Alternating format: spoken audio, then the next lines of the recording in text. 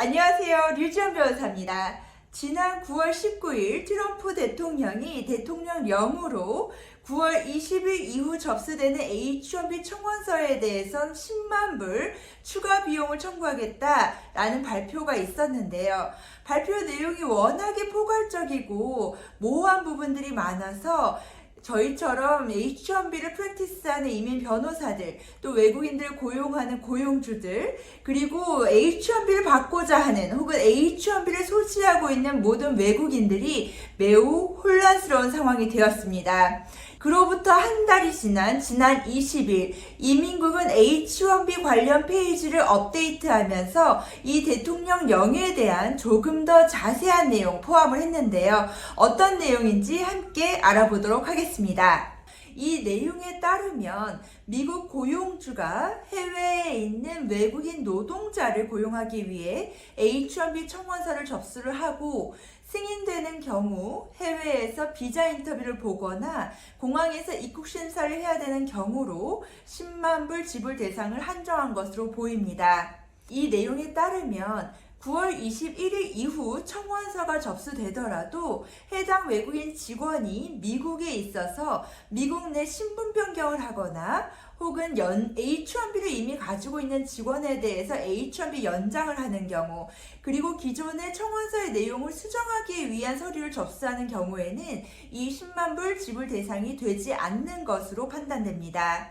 따라서 기존에 우려했던 F1 신분을 가지고 있는 유학생이나 J1 인턴으로 일을 시작하고 H-1B 추첨에 참여하려고 하는 경우에는 만약 신분 유지만 제대로 한다면 H-1B 청원서를 접수하고 승인받아 일하는데 10만 불을 무조건 지불해야 될 필요는 없는 것으로 판단이 됩니다.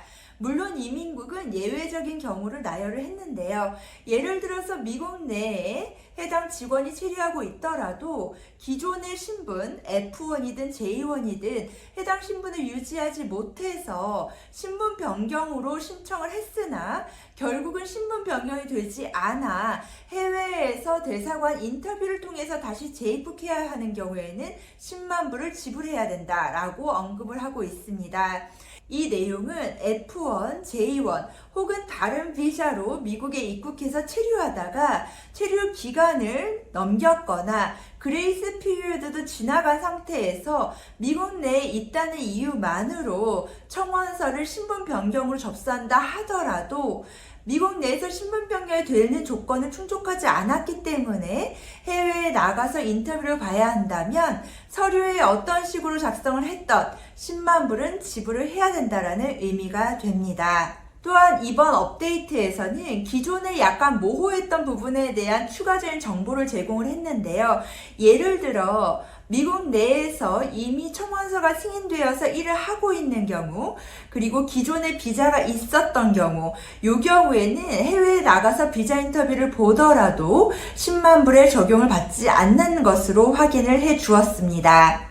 결국은 미국 내에 있는 유학생이나 J1으로 체류하고 일을 하고 있는 사람, B1, B2로 들어왔거나 L로 들어온 사람, 어쨌든 다른 비자 신분으로 입국을 해서 미국 내에서 신분 변경으로 H-1B 청원서를 신청하는 경우라면 10만 불을 지불해야 할 필요가 없다라고 이해를 하셔도 좋을 것 같습니다. 프랙티스를 하고 있는 이민 변호사 입장에서는 이 발표 내용을 봤을 때 지난 19일의 발표는 용두삼이었다.